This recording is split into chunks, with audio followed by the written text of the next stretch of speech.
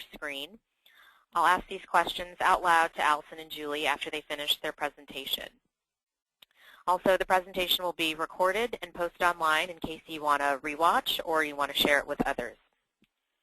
If you have any technical difficulties, please contact GoToWebinar support directly at 1-800-263-6317.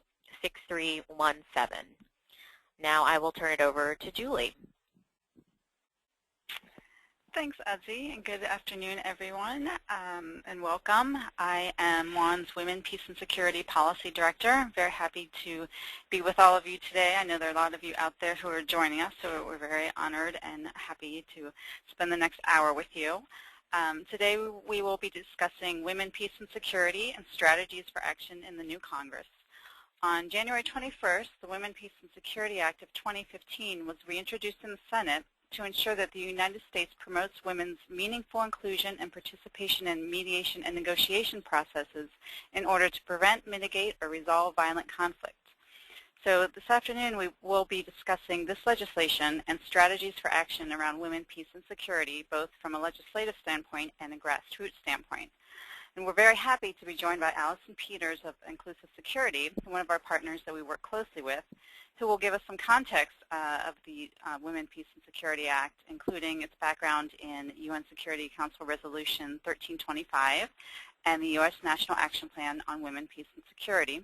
And she will also provide an overview of current champions and allies for the bill, along with some legislative strategy for moving the agenda forward. I will then discuss a strategy from a movement-building lens, including key advocacy and talking points for members of Congress and communities. So on that note, I would like to introduce Allison Peters, who is Policy Advisor at Inclusive Security Action, where she helps shape the organization's strategies and outreach initiatives with a particular focus on the U.S. Congress and the United Nations to increase the participation of all stakeholders, and particularly women, in preventing, resolving, and rebuilding after deadly conflict. Allison also leads the organization's policy work in Pakistan, working with Pakistani women leaders to conduct research and advance recommendations concerning women's inclusion and efforts to counter violent extremism and terrorism. Before joining Inclusive Security, Allison spent 6 years on the Hill as Foreign Policy and Defense Advisor to the late Senator Frank Lautenberg, where she supported his work on the Senate Appropriations State and Foreign Operations Subcommittee, as well as the Senate National Security Working Group. And she began her career in the Senate in the office of then Secretary Hillary Rodham Clinton. So Allison really has a great lay of the land, which she's going to share a little bit with us now. Allison?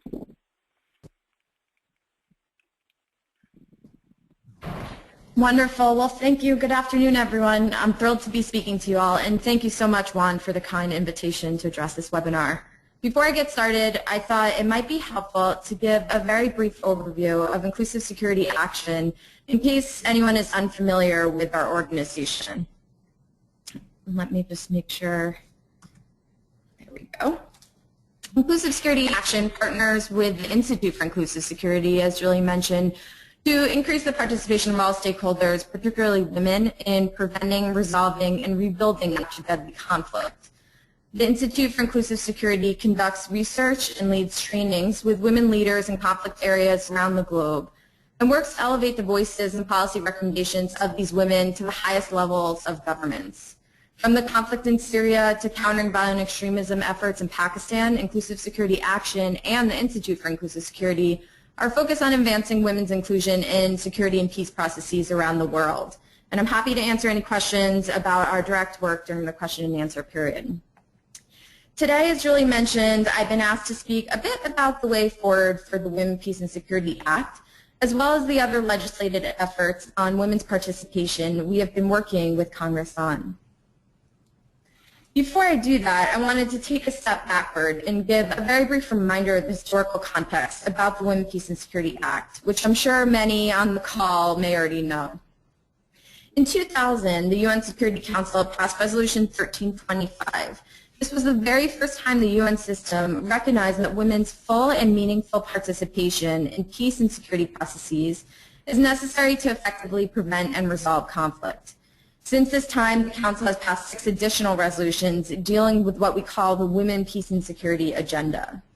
In follow-up to these efforts, Security Council presidential statements called on UN member states to implement 1325 through the development of national-level gender strategies known as National Action Plans, or NAPs. Currently, 49 governments have created NAPs, including the U.S. And I'll just note here that the Institute's been working directly with governments around the globe to develop and review NAPs to ensure they have the highest level impact. Now, this brings me to the U.S. National Action Plan on Women, Peace, and Security. The U.S. NAP was launched by President Obama via executive order in 2011. It's a whole-of-government strategy with the goal of leveraging U.S. diplomatic, defense, and development resources to advance the meaningful participation of women in peace and security processes, protect women and girls from sexual and gender-based violence, and ensure that women have full access to relief and recovery resources. The NAP is far-reaching. The Departments of State, Defense, and USAID were tasked with creating implementation plans for the NAP, which they have each subsequently done. But additional agencies, including the Departments of Treasury, the U.S. Trade Representative, the Center for Disease Control and Prevention, and the Department of Homeland Security were also tasked with implementing certain actions in the NAP, which often comes as a surprise to some folks. The NAP applies to all aspects of the department's policies and programming. From the Secretary of State down to a program manager at a U.S. embassy, for example, women's integration should and must be a core component of their work. Thankfully, the NAP also mandated greater coordination between all of these agencies on women's integration into peace and security. And its creation has led to specific U.S. resourcing for women, peace, and security efforts. The action plan continues to move forward, but progress in certain areas has been quite slow, and Congress can speed up its implementation. The Bipartisan Women, Peace, and Security Act has been reintroduced in the Senate by Senators Boxer, Kirk, and Shaheen, and will be reintroduced in the House by Representative Dan Schakowsky, a Democrat from Illinois. This bill would do a couple really important things to advance this agenda.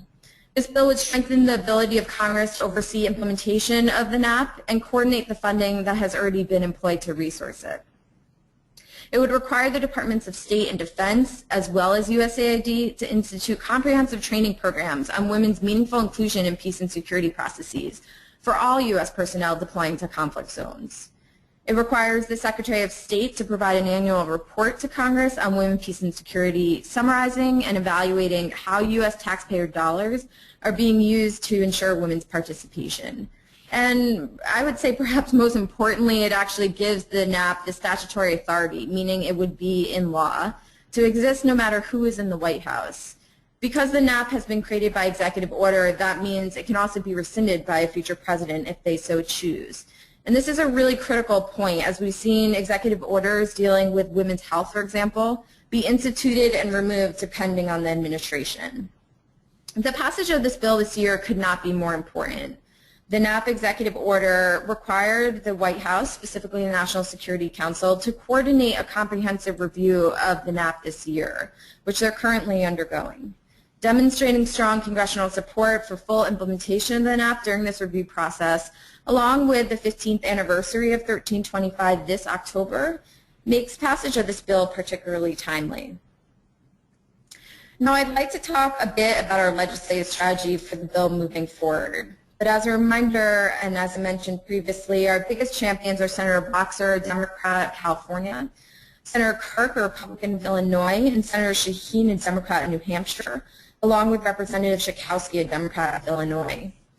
In the Senate, Senator Barbara Boxer is the sponsor of the bill, and Senators Kirk and Shaheen are the co-sponsors. In the House, Jan Schakowsky has introduced the bill the past few sessions of Congress with 30 co-sponsors in the last Congress and is planning on reintroducing it again. On both the House and Senate sides, we're focused first and foremost as an advocacy community on gaining strong bipartisan support for the bill, as all of the congressional champions have also prioritized, and as we've seen in the past with this piece of legislation. That involves ensuring we have key Republicans on each bill, and we hope the lead Republican will join Representative Schakowsky in introducing the House version of the bill before it is reintroduced. As an advocacy community, we've been working to target new allies and potential movers of the legislation to move forward. I'll just highlight a few members who've been quite supportive of the Women, Peace, and Security agenda in some areas of their work that we hope may be willing to support this important bill, and certainly encourage outreach to those individual offices. Chairman of the Senate Foreign Relations Committee, Bob Corker, Republican of Tennessee, has expressed a personal interest and has done quite a lot of work on the topic of human trafficking in particular, and also invited Inclusive Security to be his witness during a hearing before the Senate Foreign Relations Committee on sexual violence last year, where our Director Jackie O'Neill discussed the need for women's inclusion to address this issue. Senator Kelly Ayotte, a Republican from New Hampshire Armed Services Committee, who's been a key ally in our ongoing efforts to support female recruitment in the Afghan National Security Forces. Representative Kay Granger, a Republican of Texas and the chairwoman of the State and Foreign Operations Appropriations Subcommittee, has been a really key champion on women's participation in her role as chairwoman, including through her work on the House's Iraqi Women's Caucus. Representative Martha Roby, a Republican from Alabama, who has supported many initiatives aimed at advancing women's participation in the Afghan National Security Forces and promoting Afghan women's security. So I'll just reemphasize that these individuals are not co-sponsors of the bill yet, but we look to them as individuals that might be willing to support it moving forward. Overall, we're focused on getting co-sponsors onto both bills that sit on the key committees of jurisdiction: Armed Services in both the House and Senate, the Foreign Affairs Committee on the House side, and the Senate Foreign Relations Committee, and the State and Foreign Operations Appropriations Subcommittees on each side. The Senate bill has been referred to the Senate Foreign Relations Committee, and we hope one way we may be able to move the bill forward is for the committee to attach its provisions to larger pieces of legislation, sometimes called legislative vehicles, that may advance. Recognizing the challenges with moving standalone bills forward with the packed congressional calendar, we've also focused quite heavily on taking components of the Women, Peace, and Security Act and its overall goal of greater women's inclusion and integrating it into our advocacy around other legislation more likely to move, particularly in relation to some of Inclusive Security's work on specific conflicts. For example, we have helped to secure, with tremendous thanks to our congressional allies like Senator Dick Durbin, a Democrat of Illinois, and Senator Bob Casey, a Democrat of Pennsylvania, at least $15 million in the last 2 fiscal years for the recruitment and retention of women in the Afghan National Security Forces in the Defense Appropriations Bill, with corresponding policy language in the annual National Defense Authorization Act that Congress passes.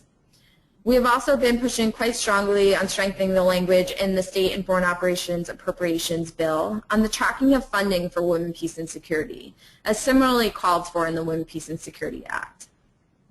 And last year, we supported our congressional champions in securing language in the State and Foreign Operations Appropriations Bill, calling for U.S. assistance to prioritize the recruitment, retention, and professionalization of female police in Pakistan, as police women only make up 1% of Pakistan's police forces, and this remains a tremendous gap in efforts to counter violent extremism and terrorism.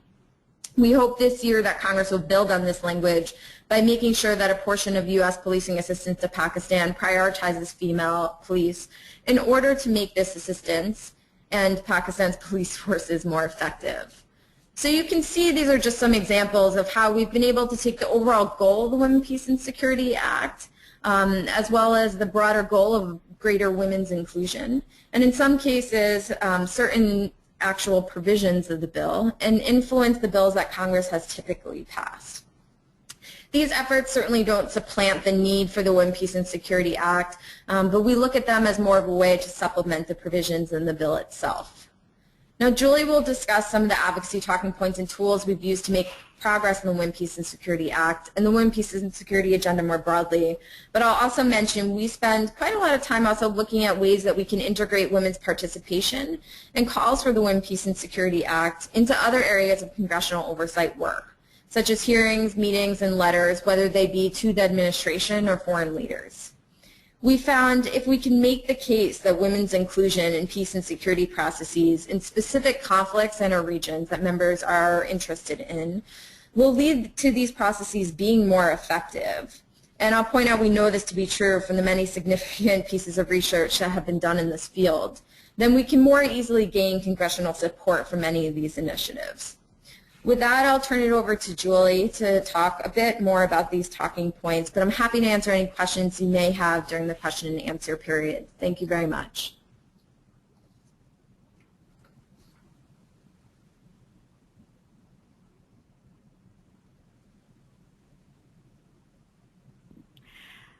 so much, Allison, for that great overview and background. I'm going to talk a little bit more about how we can all work together to forward this agenda. As you can see here, Juans' mission is to educate the public and opinion leaders and empower women to act politically to reduce violence and militarism and redirect excessive military spending to unmet human and environmental needs. And part of this is ensuring that women are included in all peace and security processes. In addition to working with members of Congress, we work with our state legislators and grassroots members to build a movement in support of the Women, Peace, and Security agenda. And now I think are some really opportune times to talk about and push forward this agenda with the new Congress, challenging though it may be, the crisis in the Middle East, the rise in violent extremism around the world, the President's request for authorization for war. All of these things I'll discuss a little bit more in detail. And we want all of you to be involved and to build a broad-based movement. A few tips on reaching out to members of Congress. The number one is the need to be strategic.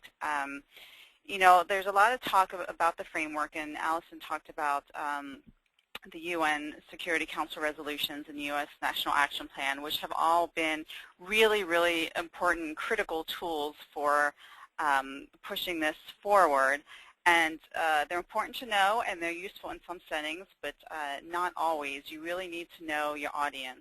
As Allison mentioned, we are, especially right now, trying to get more Republicans on board with the Women, Peace, and Security Act and the agenda in general. And it's, you know, there are some Republicans and some members of Congress that don't want to hear anything about the UN, that don't necessarily want to hear about policies that have come out through executive order or from the administration. So it's really important to focus on things that will be of interest to them. As Allison mentioned, one of the key points for some people is that the bill has to do with congressional oversight and tracking resources.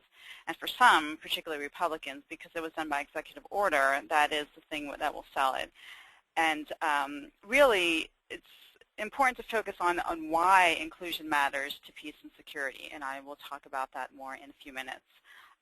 The second point is to make connections. With members of Congress, you want to make connections on issues that matter to them. Allison mentioned several in her examples. For instance, Senator Corker is interested in human trafficking and sexual violence. Senator Ayotte in funding for Afghan national security forces, including women. Regions that members of Congress might be interested in. So really finding connections that you can make with them in their areas of interest. And we find, too, it's also important to look at the home districts. Find examples from constituencies. Something that often comes to mind for me is back in the fall I heard a story of a family here in Alexandria, Virginia, which is a suburb of Washington, D.C., where there was a teenage son that the mother noticed was spending a lot of time online, staying up all night, going out at strange hours of the night, and started to looking into what was going on and looking at his computer and found that he was on websites and chats and being in touch with militant groups and had been making plans to go over to Syria. And I know we've all heard of stories like this around the country, so that's something that was in our own backyard. Also, there might be areas where there will be troops that would be sent overseas, or there might be immigrant communities that have resulted as have come to the country, people that have come as a result of conflict. So looking for local examples for things that might hook members. And I'll point out that when our WAN Will members write things like op-eds, they always bring in local examples of where women's leadership has made a difference. One example we often discuss is in Minnesota, where some of our wonderful legislators who might be on this call successfully passed the Women's Economic Security Act, which includes things like family leave, equal pay, and addresses the economic consequences of domestic violence, stalking, and sexual assault. So those are some really great examples of looking at security for women here at home and examples where women's leadership has made a difference. The third is tell stories. A lot of you out there might work with women or groups that are working on the ground in these countries or know of women in civil society that are working. And, you know, it's always wonderful if we can get them here to tell their stories, but as international advocates, we can also tell their stories for them. I've worked with, written about, and talked with many women over the years, and one of my favorite stories to tell recently is I spent time with an Iraqi woman about a month ago who has been working for about 10 or 12 years with widows in Iraq and working on women's empowerment. And she said when the fatwa was issued for young men to go and join militias and to join ISIS, she noticed that her son was leaving, the students from the university were leaving, and you know, she wanted to know what was going on and why these young men were leaving to go join these militias. So she actually went out to the militias and she talked to the young men, and she found two things that she works with. One is religion, finding that, you know, the notions of Islam and the principles of Islam were really being twisted, and these young people were being brainwashed. So really talking to them about what Islam actually says and does not say. And she also asked them what they need. Why were they joining these militias? And you know, as many of us here, there's often you know, situations of marginalization. They don't have jobs. There are no opportunities. They've been oppressed. So she actually went out and raised $5,000 and was able to get several hundred young men out of the militias and into other opportunities, whether they be educational or work opportunities. So it's a really amazing, concrete story that also shows ways that you can fight extremism without military action. So I think it's really important to bring those stories to the forefront. And I'll just say that these same points go for movement building. These are all also applicable when you're talking to people in communities for support. You know, you want to make those connections. You want to tell those stories. You want to get people to understand what's really going on the ground. And, you know, I think a lot of times people have knee-jerk reactions. They hear all these terrible things that are happening, things that ISIS are doing, and the knee-jerk reaction is to go in with force, and people don't understand the alternatives and the root causes and the things we really need to look at. So it's important to bring those discussions to the forefront. Like I said before, it's really important to focus on why including women matters. This is not just about women's issues that are to be dealt with later. This is really about bringing to the table all of the voices that can help us find real pathways to security and sustainable peace. You know, I think sometimes we get caught up with the terms. When people hear women, when people hear gender, they think, you know, this is something to be compartmentalized, but really people need to look at the picture holistically and understand that, you know, getting, again, to the root causes, to having, you know, laws in place, to have policies in place, to have systems that support women and all people, and you know, are eliminating discrimination are really important and are all a part of security. So that's really key to focus on that. And women as agents of change, not just victims. We hear a lot about women being victims of conflict and all the sexual violence, and those are really critical issues that absolutely have to be addressed. But we also need to focus on women as agents of change, because in order to really shift the paradigms, we need to show that including women makes a difference. And I always like this quote from an Iraqi women's lawyer that we brought as a part of a group that Allison and I are part of, the NGO Working Group on Women, Peace, and Security.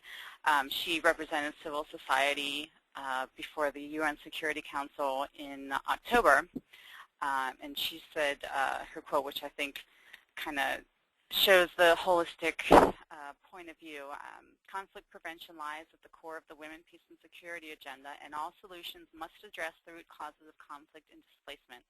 This includes addressing disarmament and demilitarization, gender equalities, and investing in women's human rights, equality, economic empowerment, education, and women-led civil society. Militarization and arms proliferation fuel conflict by directly and indirectly killing and impacting civilians.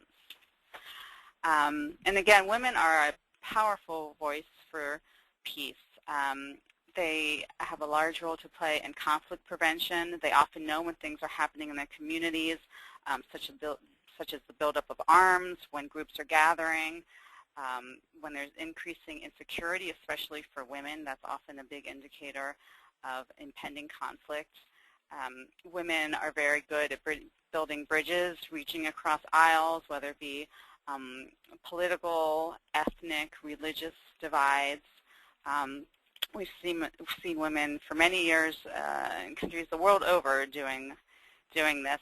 Many of you probably know the story of Liberia and Nobel Peace Prize winner Laima Mugwobi, who brought together women from different religions to push parties in their country to peace, and even encircling the parties when they were not coming to agreement, encircling the rooms that they were in to force them to find peace. And many of you might have seen the Abigail Disney film, Pray the Devil Back to Hell, which talks about that. Other examples in Rwanda, after the genocide, women parliamentarians formed a women's caucus that was the first cross-party caucus and included both Hutus and Tutsis at a critical time of healing. And I could give many more examples, but those are just a few. Understanding community needs. Women tend to go beyond the division of power to address the needs of communities such as healthcare, education, food security, and personal security, and gender-based violence. And this has really been seen in peace accord and negotiations where women have been involved. For instance, now we're seeing in Syria, women in civil society have been very involved in local ceasefires that allow students to go to school and to allow humanitarian aid to come in.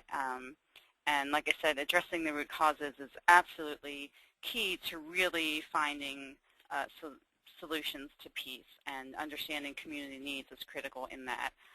Combating extremism, I've already talked a little about that in my examples before. Women, because of their positions and their connections in families and communities, have often been able to challenge and rewrite the narratives of extremism and stem recruitment, as I talked about with the woman from Iraq. And women all over from Afghanistan, Pakistan, the Middle East to Africa are really combating extremism. And lastly, increasing operational effectiveness of police and military forces. While of course we do as much as we can to decrease militarism, while we have police and military forces, we need to recognize that it's important to have women involved, and Allison touched on that in her earlier examples, especially talking about Pakistan, Afghanistan. Because women can change the culture from the inside, they are able to reach out to communities, and they help combat gender-based violence, just as a few examples of how they make operations more effective. I just want to spend a few minutes looking at some current contexts. Like I said, there's so much going on in the world right now that I think makes this conversation really ripe, and it's so important for us to bring these issues up again and again, and as much as we can. One thing is the Afghanistan transition. So as U.S. and international forces are drawing down, and their presence is lessening in Afghanistan, there's been a lot of concern about what's going to happen to the advances that women have made over the past decade. So it's really important that we talk about this, and as we look at the security agreements that we have in place in Afghanistan, and as we're assisting the security forces and the government in the transition, it's really important that women are involved, and then women's rights be included. And of course, it's critical that women are included in any peace negotiations and peace processes, And Afghanistan recently launched a national action plan on women, peace, and security, so it's very important that we support that. With the crisis in the Middle East and the rise in violent extremism that both Allison and I have discussed, these are, again, it's like the world is on fire, and we need to talk about these things. We need to talk about getting all the voices to the table to really look at what's going on and how we can find ways to real and sustainable peace besides just bombs and force. And the congressional debate over the war in Iraq and Syria that is happening now. Last month, the President finally asked Congress for the authorization for the use of military force. And so Congress is now talking about it, which it has needed to do for a long time.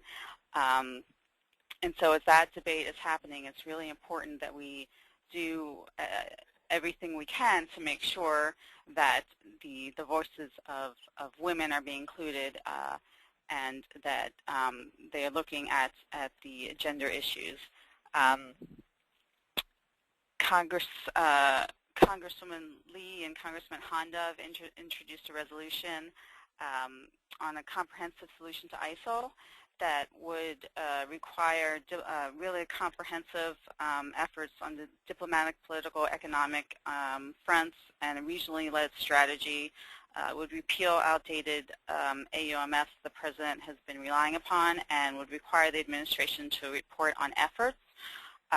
So that's a resolution that we're supporting, which again, in working with their offices to also bring the voices of women to the discussion. And I have, if you can see here on I have the link here where you can find more information on that and some other alerts, which I will pull up in a minute.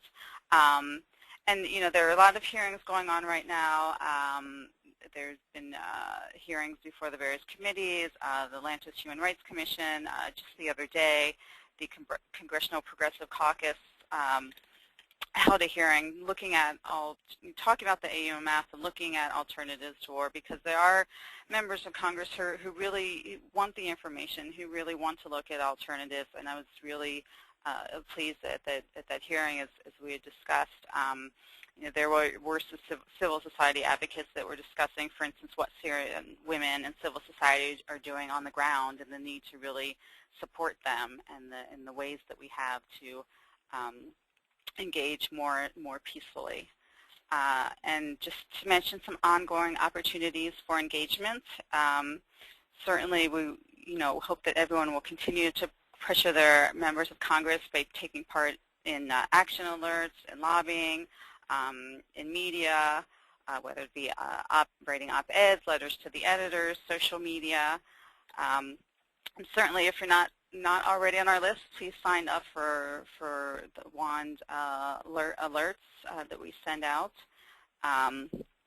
And I'll actually, I'll bring that up in a minute. And also work to educate your communities and enlist more champions through gatherings, community events, information sessions, local media, and things like that. And we're certainly here to help with our WAND and WILL chapters and with others, because it's really important to have everyone involved.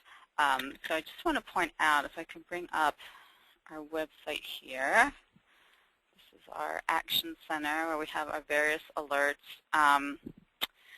We do have a petition open right now, the Women at the Tables of Peace. Those of you on our list will have gotten this, but it's a petition for a letter to Secretary Kerry to support the national action plans in Iraq and Afghanistan. Both countries have new national action plans on women, peace, and security. And then this again is the alert I mentioned on supporting alternatives to war.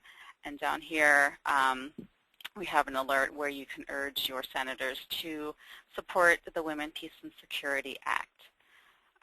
So let me get out of here.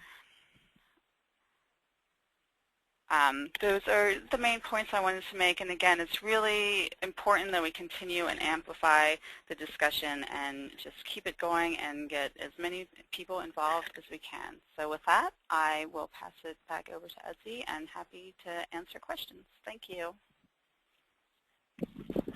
Thank you so much, Julie, and thank you so much, Allison. Those were great presentations, very informative. So now, as Julie mentioned, we're going to take questions from the audience. Just want to remind everyone how to submit questions. You can type them into the question box. It should be on the right-hand side of your screen. They'll pop up on my screen, and I'll ask them out loud to Allison and to Julie. So our first question is from Erin Leach Ogden, and Erin asks, have you seen any particular ways that Ashraf Ghani has followed through on promises to Afghan women since he was elected? Julie, do you want me to answer first? Yeah, go ahead. Well, certainly we're looking forward to President Ghani's upcoming visit to the United States, and we understand he will be doing a joint session before Congress in addition to some high-level meetings in the White House. I will just preface, as I do a lot of work on our counter-violent extremism, counter-terrorism portfolios in Pakistan specifically, so I'm in no way an Afghanistan expert, but we have seen quite a tremendous amount of progress in terms of advancing the Afghan government National Action Plan. So some of the members of Inclusive Security's team that works on national action plans have been working closely with the government on the development of that national action plan, and we've seen quite a lot of progress in terms of advancing its implementation. So we had a signing of the National Action Plan, and now we're really focused on how do we move it forward.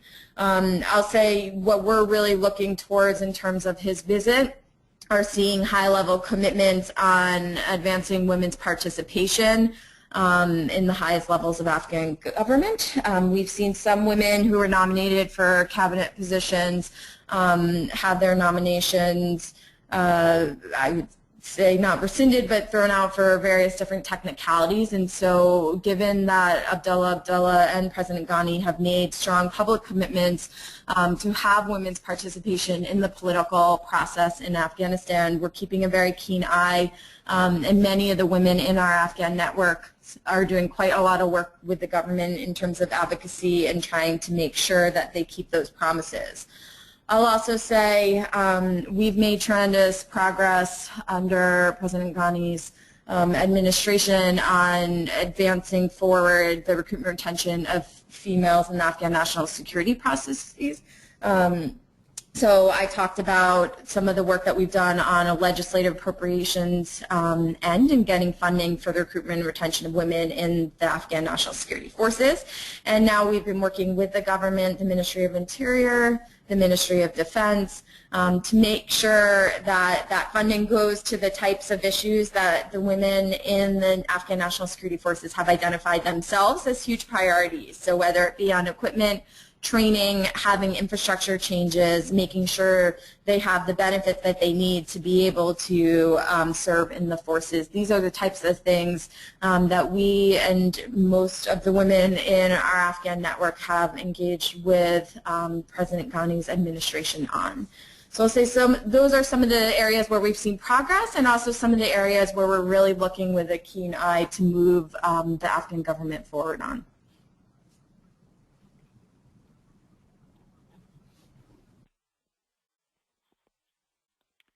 Julie, do you want to touch on that, or do you want me to move forward? I think Allison covered it pretty well. I did have the opportunity to meet and talk with then candidate Ghani back in last June, I guess it was, and I asked him specifically what he planned to do for women, and he gave me concrete answers, which Allison has just touched upon. And you know, there's certainly have been challenges, but as Allison said, we hope that moving forward we'll be able to you know, bring forth on those promises. Great. Thank you both. Our next question is from Sheila Scanlon. Sheila asks, is the WPS Act the vehicle to assist agencies like the Department of Defense to implement the National Action Plan versus just having it on paper, or is there another mechanism? Well, I can speak a bit to that, and Sheila, that's a really good question. We look at the Women, Peace, and Security Act, I would say, as one vehicle, right? So we have the National Action Plan that mandates that the Department of Defense move forward on the implementation of the NAP.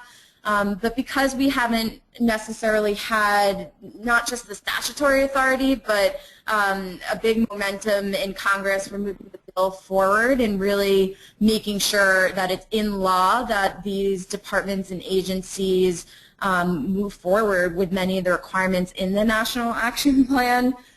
We've really had some challenges, and I'm happy to talk a bit more if folks are interested on some of the challenges that we've had in terms of the Department of Defense's implementation of the National Action Plan. So issues in terms of transparency, issues in terms of having proper resourcing, institutionalization, and that's where the Women, Peace, and Security Act, by having that congressional oversight, mandating institutionalized training programs that are across the board. So you would have DoD gender advisors that are required to go through training in a way that's more consistent, whether it's within the combatant commands or wherever the advisors sit. So I would say we look at the Women, Peace, and Security Act as one tool and mechanism, but that certainly doesn't mean that there aren't other congressional mechanisms to move the department forward.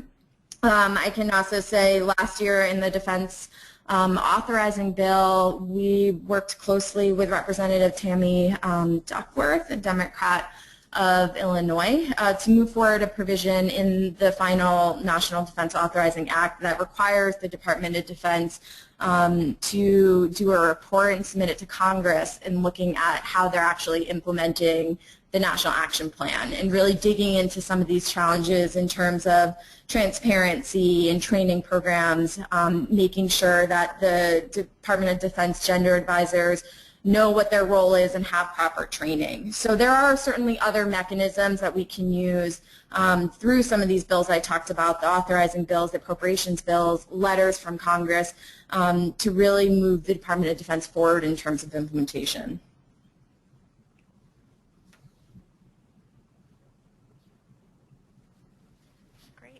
Julie, would you like to weigh in as well? I think that was a really good answer from Allison. Yeah, I think she covered it well. All right. Next question. So is there a specific threat to the National Action Plan that's anticipated after President Obama leaves office? Well, I would say, there's not a specific threat that we foresee, but you never know, and I think that's why it's really important to have this in law so that we know it's permanent. We have the statutory authority, as Allison was saying, to put pressure on some of the agencies or some of the areas where we haven't seen as much progress as we would like, or would like to see more progress, more information, and of course this would give congressional oversight. So I think, as Allison mentioned in her introduction, it's really critical to have this in place in law. So whether there's a specific threat after this president or not, it's there, it's permanent, and we have, law is always an important and very powerful tool to have in place, and that's where it starts. So it's important to have that.